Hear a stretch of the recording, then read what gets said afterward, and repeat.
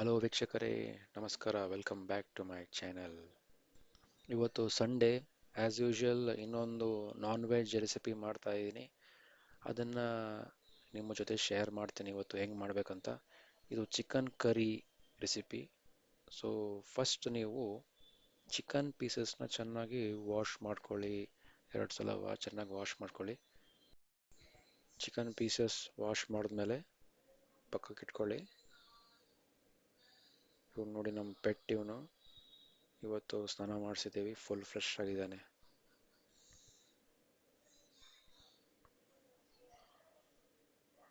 Chicken ಕರಿಗೆ ಸ್ವಲ್ಪ ರಸಮ್ ಮಾಡ್ಕೊಂಡಿದ್ದೀವಿ.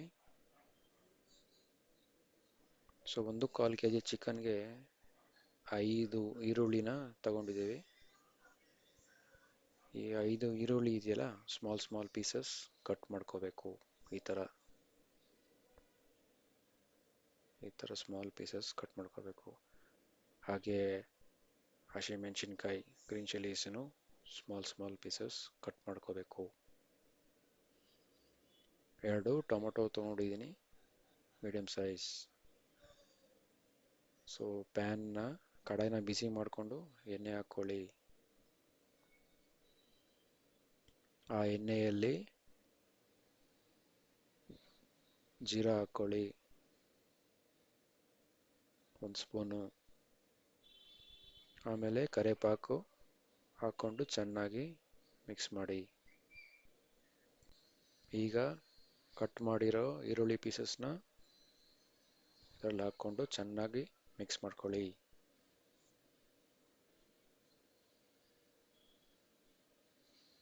ಈಗ ಈರುಳ್ಳಿನ ಚೆನ್ನಾಗಿ ಮಿಕ್ಸ್ ಮಾಡ್ಕೊಳ್ಳಿ.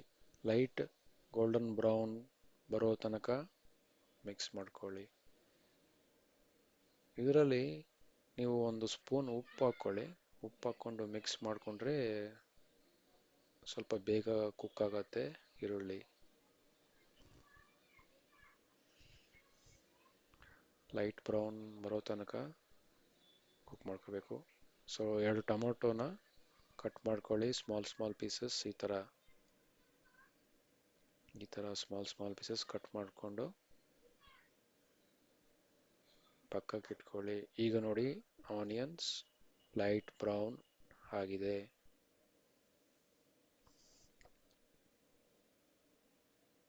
ಈಗ 2 ಸ್ಪೂನು ಜಿಂಜರ್ ಗಾರ್ಲಿಕ್ ಪೇಸ್ಟ್ ಹಾಕ್ಕೋಬೇಕು.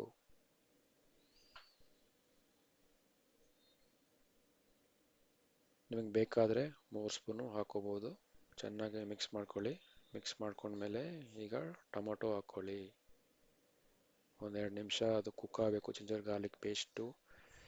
ಈಗ ಕಟ್ ಮಾಡಿರೋ ಟೊಮೊಟೊ ಪೀಸಸ್ ಹಾಕ್ಕೊಂಡು ಚೆನ್ನಾಗಿ ಮಿಕ್ಸ್ ಮಾಡ್ಕೊಳ್ಳಿ.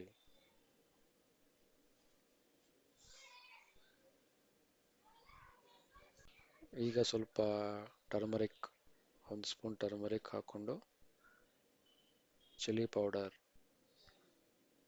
ರೆಡ್ ಚಿಲ್ಲಿ ಪೌಡರ್ 2 ಸ್ಪೂನು ಹಾಕೋಬೇಕು. ರೆಡ್ ಚಿಲ್ಲಿ ಪೌಡರ್ ಹಾಕೊಂಡ್ಮೇಲೆ 2 ಸ್ಪೂನು ಧನಿಯಾ ಪೌಡರ್ ಹಾಕೋಬೇಕು.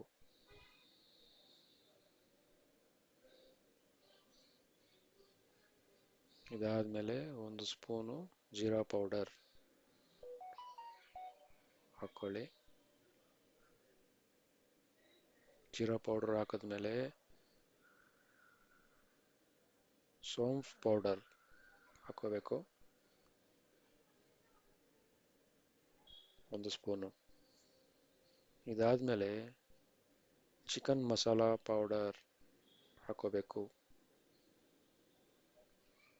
ಚಿಕನ್ ಮಸಾಲ ಪೌಡರ್ ಇಲ್ಲ ಅಂದರೆ ನೀವು ಗರಂ ಮಸಾಲ ಪೌಡರ್ ಹಾಕೋಬೋದು.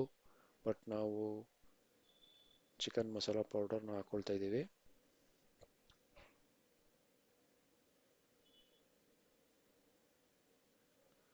ಎರಡು ಸ್ಪೂನ್ ಹಾಕೊಂಡಿದ್ದೀವಿ ಚಿಕನ್ ಮಸಾಲ ಪೌಡರ್.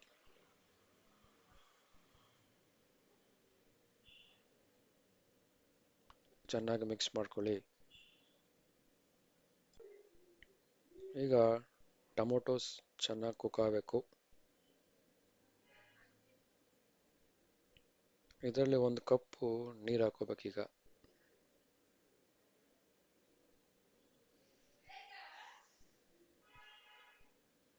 ಒಂದು ಕಪ್ಪು ನೀರು ಹಾಕ್ಕೋಬೇಕು.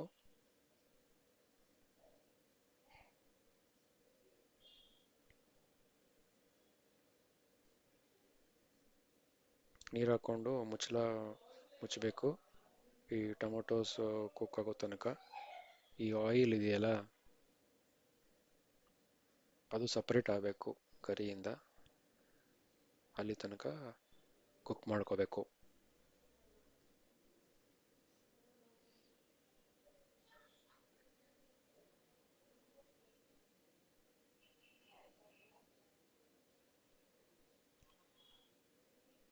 ಇವ್ ನೋಡಿ ಫುಲ್ ಸ್ನಾನ ಮಾಡಿಕೊಂಡು ಫ್ರೆಶ್ ಆಗಿ ಬಂದಿದ್ದಾನೆ.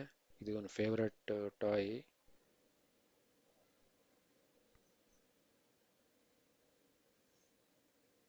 ಈ ಟಾಯ್ ಇಲ್ಲ ಅಂದರೆ ತುಂಬ ಗಲಾಟೆ ಮಾಡ್ತಾನೆ.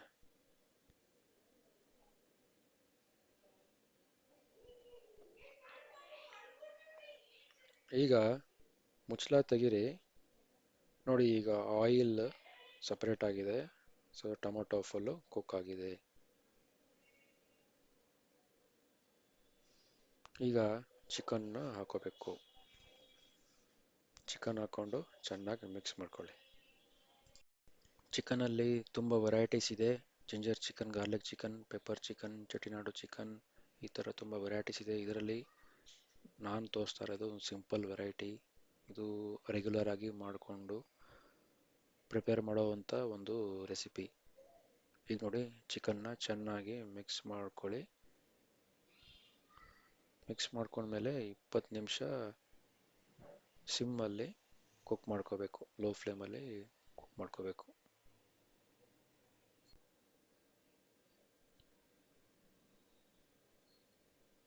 ಮಸಾಲ ಎಲ್ಲ ಫುಲ್ಲು ಚಿಕನ್ಗೆ ಕವರ್ ಆಗಬೇಕು. ಈಗ ಮುಚ್ಚಳ ಹಾಕ್ಕೊಂಡು ಒಂದು ಸಿಮ್ಮಲ್ಲಿ 20 ನಿಮಿಷ ಕುಕ್ ಮಾಡ್ಕೊಳ್ಳಿ. ಇವ್ನು ನೋಡಿ ಫುಲ್ ಸುಸ್ತಾಗ್ಬಿಟ್ಟವನೆ ಆಡಿ ಆಡಿ.